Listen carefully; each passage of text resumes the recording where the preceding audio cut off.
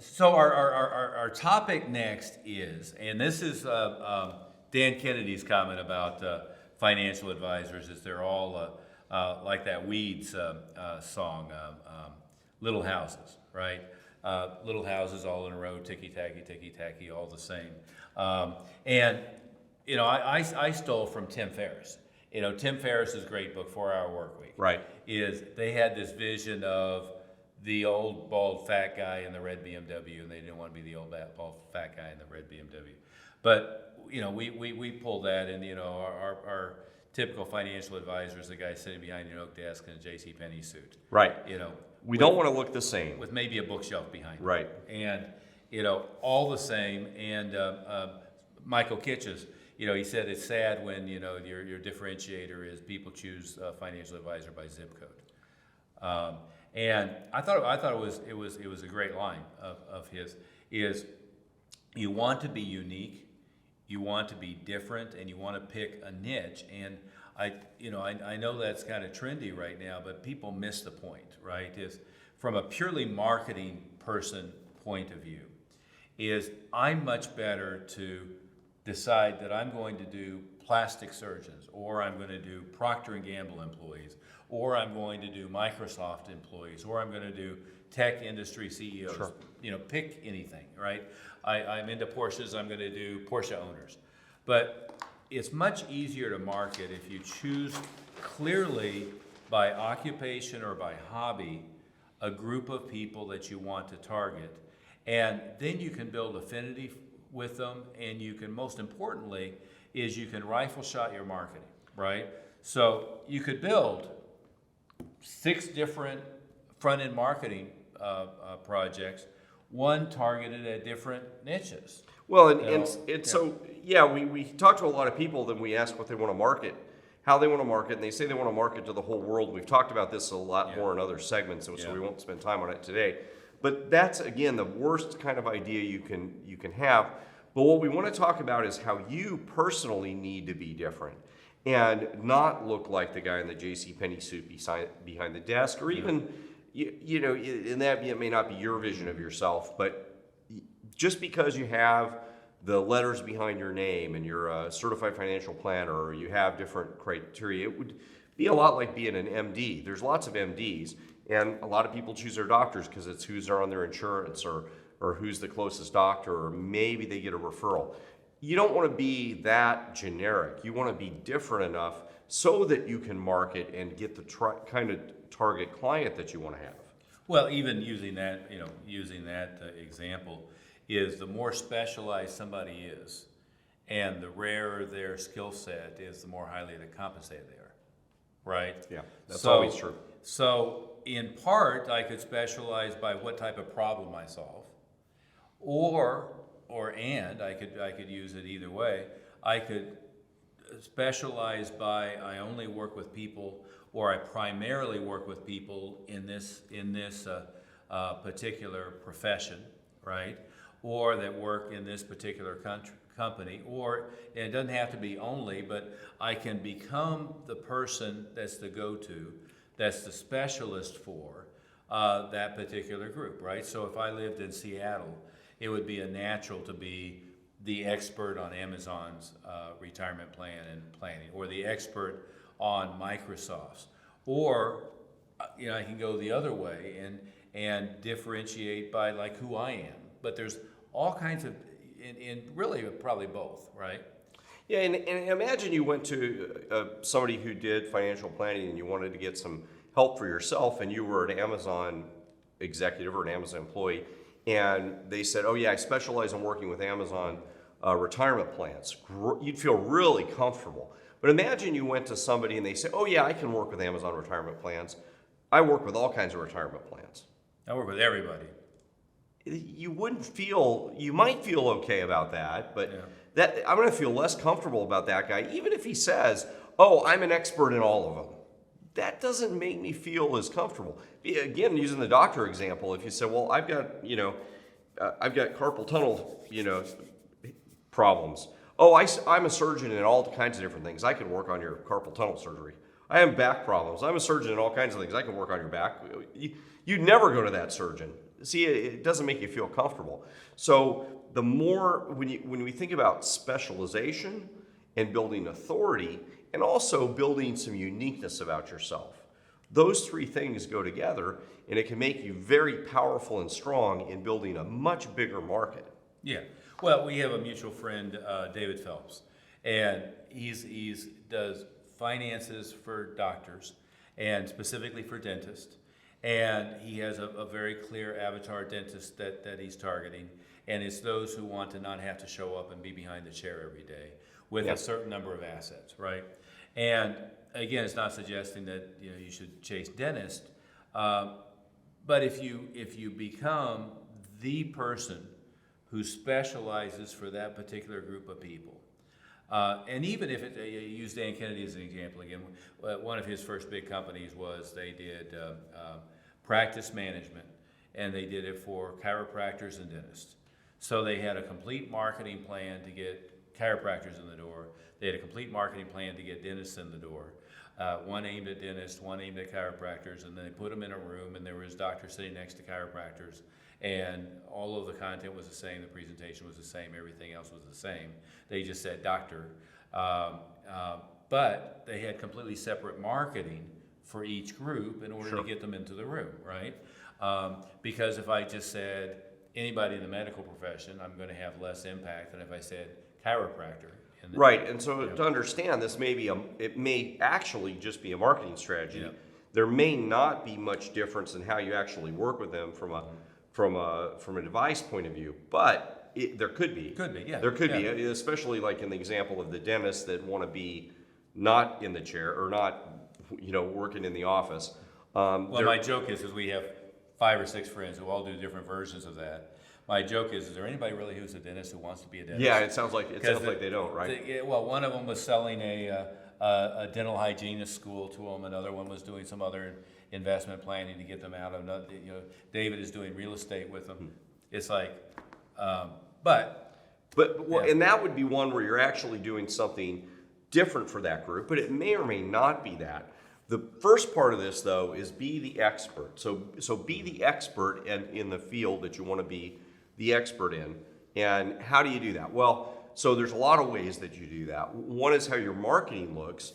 The other is build some authority in that area. Yeah. Well, another example is we have 2 friends. One of them, his specialty is in showing people how to basically position their business to be sold and sell their business, and how to position the finances to do that effectively in the right tax situation and so forth. Another one whose specialty is people who just sold their business and teaching them how to hold on to the money and not spend it on a new Lamborghini and trophy bride and one thing or another, right?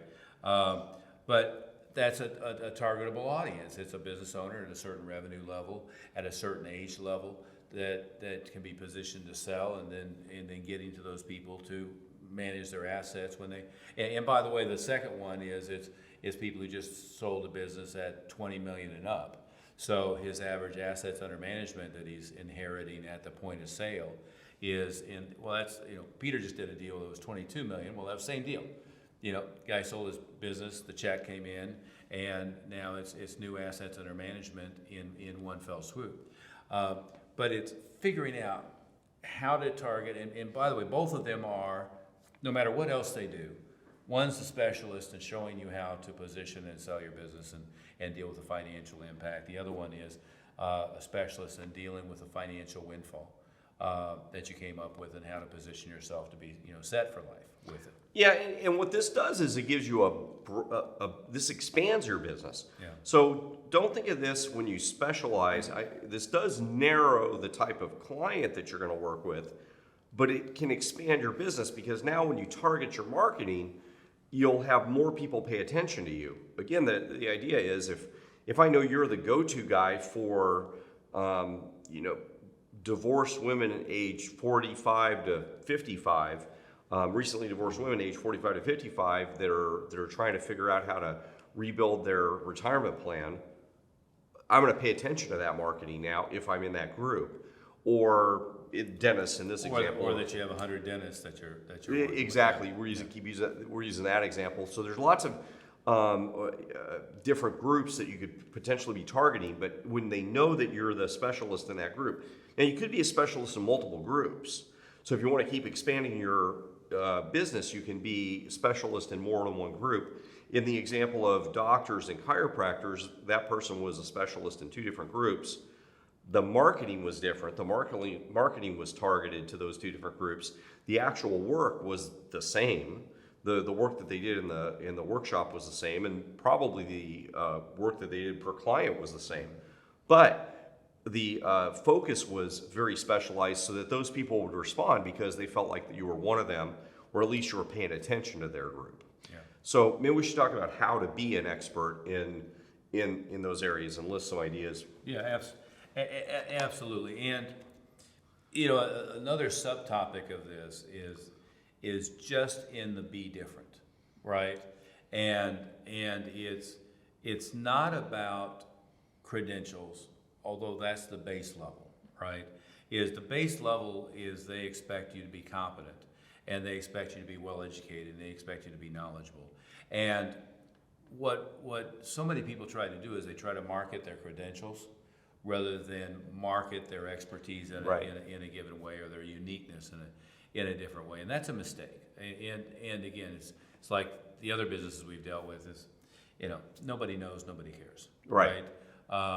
If I went to the average person on the street and said, "What's a CHCP, CFP, what's a Series 7, what's it?" They have no idea. They don't know any difference, and they wouldn't know what the better qualifications were or the lesser qualifications were, as long as they can take care of whatever they need to take care of. And that's true whether they're a minimum wage worker at Taco Bell, or whether they're a CFO at a major company for their personal. Well, and I think everybody listening, or at least most people don't do research into the doctors that they. Yeah.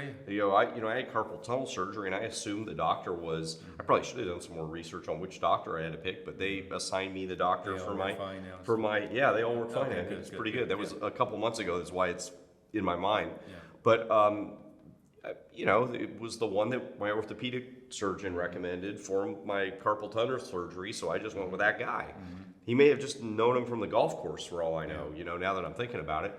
Probably should have done a little more research, or could have done a little more research, but that was kind of how it worked. Mm-hmm. You don't want to be just that, especially in this field, because that's not how you'll get some business that way, but you won't get enough. Yeah. The other aspect of this, and this is where people cringe a little bit when I say it, but I think anyone that you remember that you find interesting is idiosyncratic. They're unique, mm-hmm. right? And oftentimes, especially, with wealth managers, financial planners, it's almost like you're trying not to be. You want to be looking conservative and dress conservative and everything, and that's fine. Don't piss anybody off. Yeah, don't be controversial. And on the controversial part is, you got to figure out who your avatar, who your ideal prospect is. And then if you're going to be controversial in anything, be controversial in ways that they're likely to agree with, that's likely to repel people who aren't in that category. Right? Yeah, that's a good point. Yeah. I mean, if you're going to be working with a group that tends to be more liberal, it might be okay to then be talking about those kind of subjects, or more conservative talking about those kind of subjects. That'd be perfectly okay. And I'm not telling you to be, a jerk to people, or but it's okay to be controversial and have opinions about things, but be thinking about the group that you're working with. Well, I'll give you an example. We've got, and again, I'll get myself in trouble, but it's okay to get in trouble, I guess. We're going to be controversial some in our talks now. We're self-employed, so exactly. But I've gone through, 3,000-4,000 LinkedIn profiles of financial advisors, and one thing that's common now in LinkedIn is they let you do the background, and so a whole bunch of them have the rainbow thing with the Black Lives Matter list, right? Well, if I'm targeting somebody in, let's say I'm targeting San Francisco and I'm targeting professors, at Berkeley. Well, great. Perfect. Yeah, absolutely, that's exactly perfect, right. Yeah. Right? However, I'm from Tulsa. If I'm in Tulsa and I'm targeting 55-year-old dentists, that's not going to help you. Right. Right. And what I want to do is I want to choose that stuff based upon what is going to, and in Tulsa, I would have wanted to be, in the congregation of the First Baptist Church, and I would have wanted to have beliefs and that's not saying you should not be according to your values or live according to your values. Nobody's saying that. Don't join the church because if you're a different religion, don't join the other religion because it's going to get you more business. Well, I mean, you know how my mouth is. If I went and targeted the professors at Berkeley, they would all be ready to, hang me up on, burn me at the stake pretty quick, right? Yeah. But be consistent, but also don't be afraid. Don't be fearful of being controversial and saying what you think. That's going to make you happier anyway. Or better yet, figure out where you stand and go find an audience that's going to be compatible, right? Exactly. So that's the way you're congruent. Absolutely. Right. And again, I was using that as an example for a client the other day as I was pulling up several profiles that looked like this. But I also pulled up some that said they were targeting people that were incompatible with what they were doing. I sent you that one about right?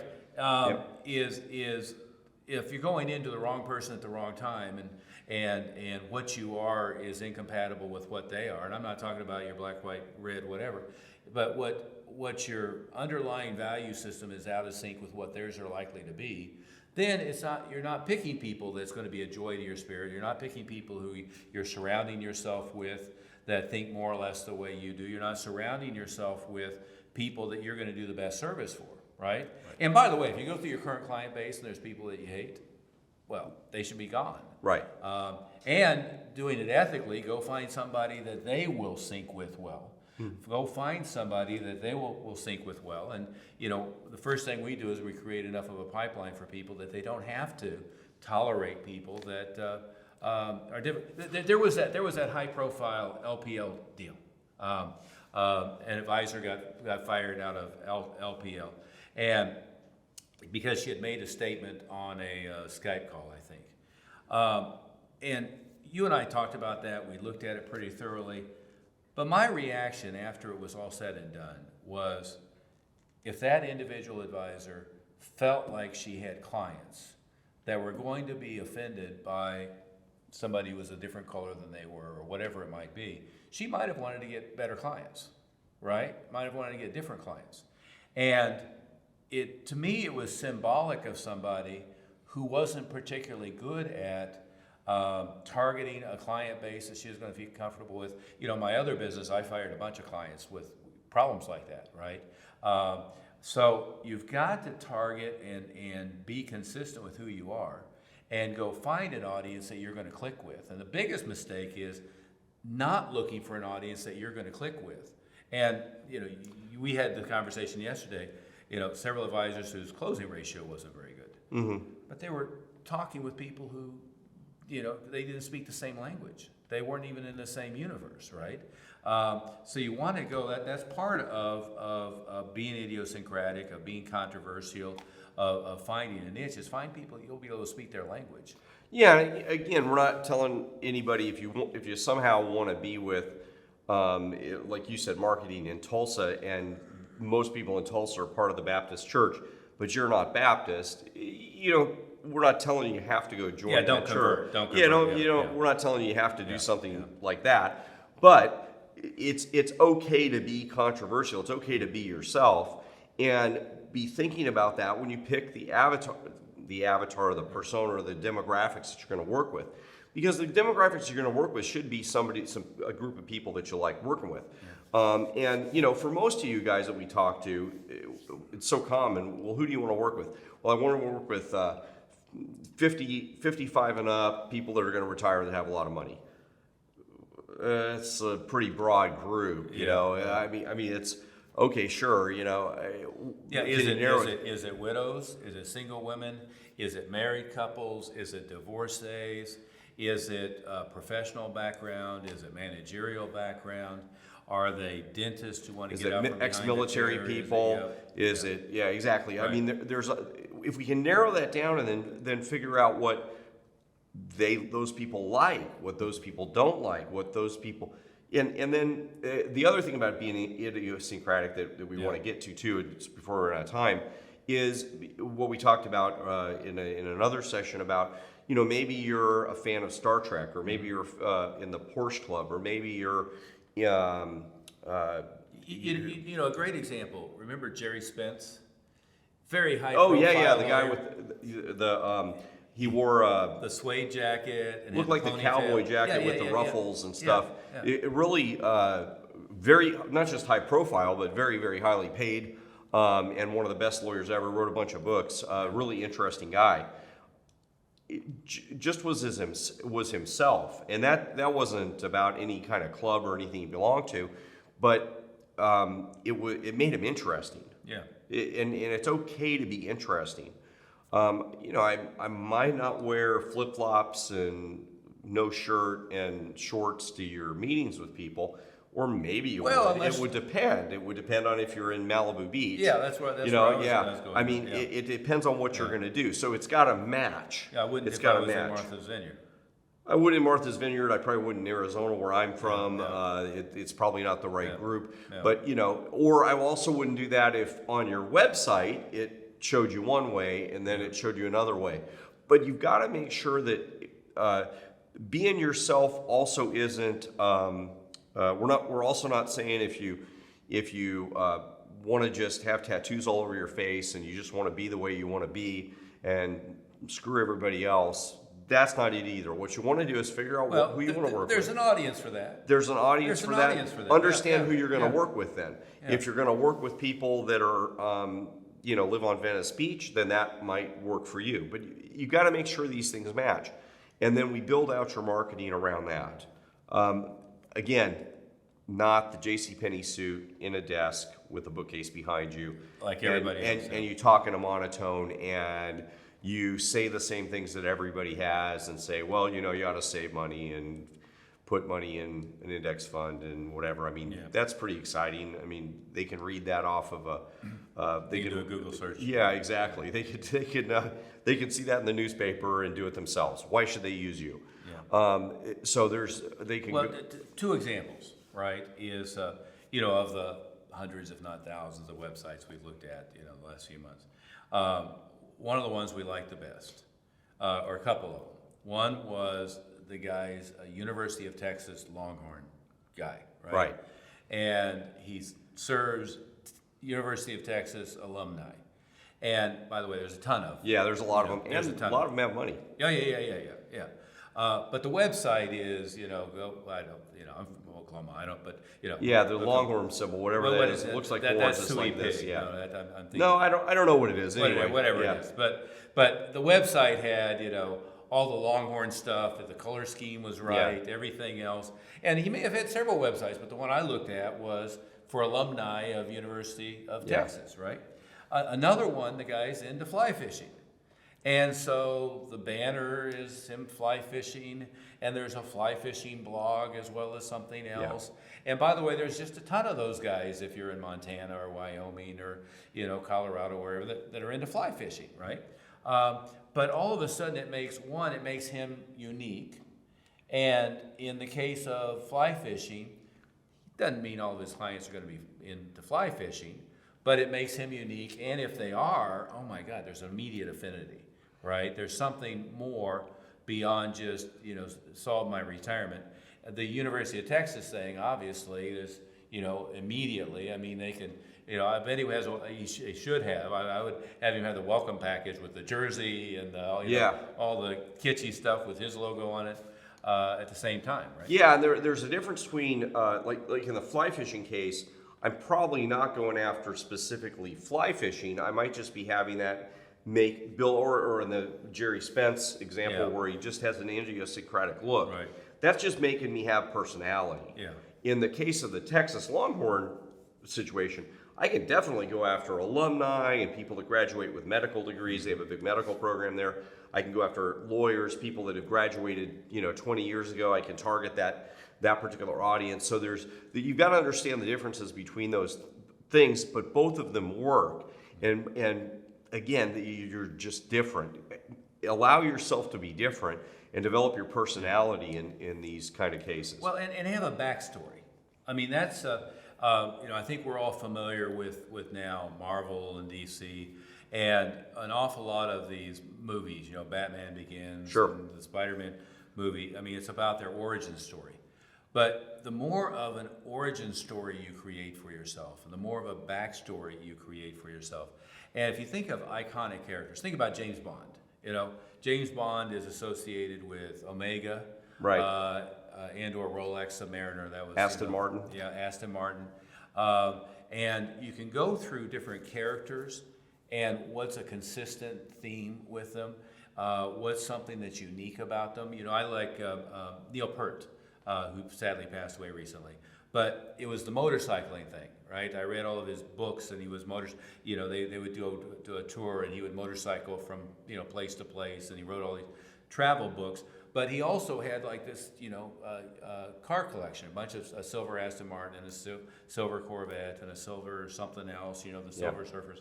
But it was just these unique little things that you gravitate to that make them stand out as a personality as opposed to being like everybody else, right?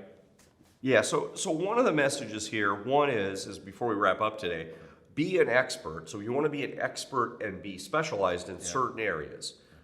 Don't just try to be everything to everybody, because that means you're nothing to nobody. Well, and it could be specialized in a specific financial planning area. Could be, right? for sure. That would be, we have certified divorce planners. Yeah. Or how's the whole designation go? It's one of those. It's alphabet soup, it all runs together. Yeah.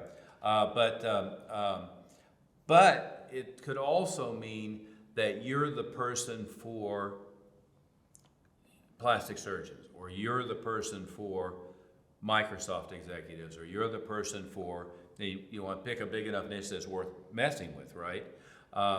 It was like we put together the person for martial arts schools, right? Right.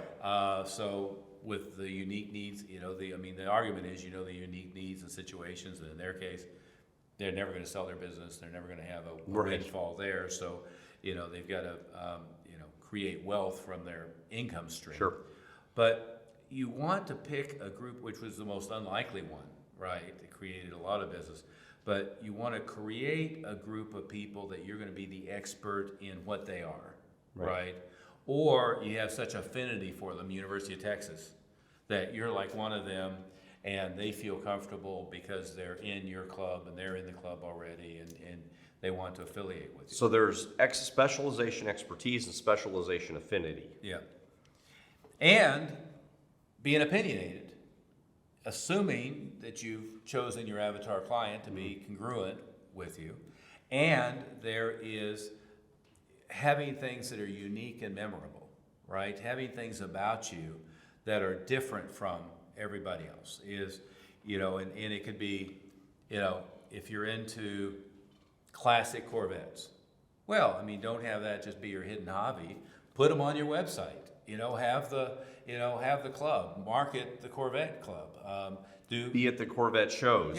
Be somebody at it, and not just to go to the Corvette shows and try to walk up to people. Hey, I'm a financial planner, or whatever. Be actually active in the events, and you can have events at the events where you can talk to them about what you really do. Yeah. And that's what we help you with, is how to turn these into real productive things, not just make them something about you, but turn these into real productive events. But that's a different. Well, and if you're doing meetings by Zoom, think of what your background is. Our Star Wars guy, first thing I said is, well, move your video meeting room into the room with all your Star Wars crap, right? And have that be like everything they see is the Star Wars thing, and you'll be unique. You'll have, and by the way, there's a lot of Star Wars fans, and some of them are going to immediately affiliate with you because of that. Otherwise, you're just unique. You have this expertise, but also you're into this. And well, especially in today's day and age with Zoom, everybody's background's the same, everything's the same. So you want to have something that makes a difference. Especially they're using the stupid virtual backgrounds with no green screen, and their hands disappear. And it looks fake, and so you're trying to pitch somebody on how trustworthy you are, with the video impression is I have this completely fake thing. Yeah. And I couldn't even spring for like a We've real- seen a lot of bad stuff in the Yeah. backgrounds of people's meetings, believe us. Well, they have the tropical island and the water little. Well, I'm saying video. not on their virtual backgrounds. We've seen a lot of scary things in people's backgrounds. We've seen enough. Yeah, We've yeah, talked to yeah, enough people in the last few months. Yeah, or in their But- office. But, on that note, is just as a reminder, pick a very specific group of people you're gonna target. And preferably one where you can be the only or a very small number of people who specialize in that group of people. And look at what your existing hobbies, interests, connections, ties are, and be the person that wears that on their sleeve. And it doesn't matter really how nerdy it is. If you're into model trains, great. If you're into Star Wars, great. If you're a Trekkie, great. Whatever it might be. But wear that on your sleeve, right? And then be thinking about things that are Jerry Spence-ish, What's unique about the way you dress? What's unique about what you wear? What's unique about what you drive? What's unique about where you live? Like I live at the top of the mountain at 8,000 foot. We use that all the time. Pictures of the mountains, and I'm sitting up in the mountains. And Yeah, and you sit outside and have a background there. Here's the herd of elk in the background. But whatever it is, and it almost doesn't matter what it is, use it to your advantage. And use it for people to think of you, remember you, and be a unique person that they're going to have a conversation about. Yeah, that's important. Yeah. On that note, we should call it a day. Yeah, make sure you follow that idea, and we'll see you at the next thing that we work with you on. Yeah. Thank you, Fudge.